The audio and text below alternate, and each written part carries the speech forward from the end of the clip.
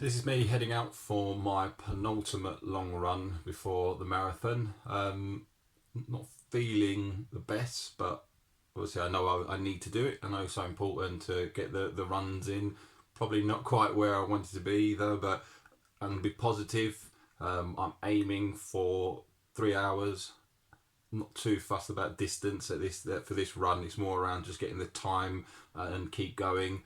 So I've got my circuit planned out. I think that's important to have your circuit planned, because otherwise I find if I'm just running aimlessly, then even though I'm running within where I live, the village, it's still important to have that plan, so your mindset's focused around, right, these are the areas I'm going to run, this is roughly where the hour mark I should be, 2 hour mark, 3 hour mark, because although, as I said, I'm not worried too much about distance, it's still important to try and keep that in mind. So when I'm running the marathon, being this is my first one, I would like to think by X amount I'd need to distance, I should be in this time. So the good thing is, obviously I've done a couple of half marathons recently, one last weekend, and so that's given me a bit of an idea about how to plan for the marathon and these runs. Obviously watching things, YouTube channels like the Run channel obviously helps as well, speaking to people who have run marathons before. So yeah, just heading out on my penultimate long run, and I shall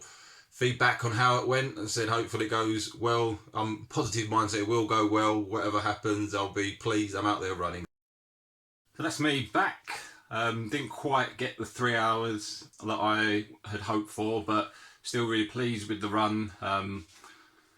Tough circuit. I realised in hindsight a few more hills than probably I'd really anticipated, but again, it's being pleased with what you achieved. So obviously I set out, wanted to do 3 hours. I got 2.5 hours, which, as I said, not quite what I wanted, but I'm still really pleased. And I think it's always important to try and take the positives of what you've done.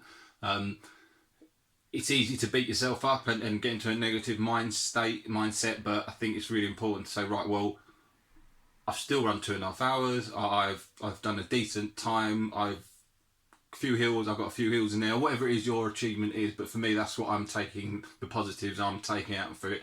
And I did feel great when I started, as I mentioned, but during the run there's some tough bits, but as I said, I think I'm really pleased with what I've achieved, even if it wasn't quite, as I said, what I'd aimed for, but you take the win. What I've also started to do, which I probably hadn't done for the majority of my training, I started to try and stretch properly afterwards. So just after I finished my run, done some nice stretching for about 10 minutes, slow stretching, just trying to do some breathing as well along with the stretching. As you can see, the sweat started to dry out and turn into salt. I get that a lot, but I think it's really important what I've realised, and I think a lot of my aches and pains were because I wasn't stretching after, so my recovery was taking a little bit longer. So yeah, some nice stretches, and then I'm going to run a nice cold bath, soak my legs for a little while in the cold bath for a bit of cold recovery. Not quite ice, I'm not quite at that level yet, but I think just a nice cold bath, get the legs contracted a bit of, I've watched that, I think the Stoltman brothers, who are people I follow, I know there's other people, Wim Hof, I know they are very keen on his methodology, so I do try and incorporate a bit of cold water therapy, I guess you call it. Not quite at the level of ice, but a nice cold bath. I try to have some cold showers as well. I think that all just helps with the recovery process.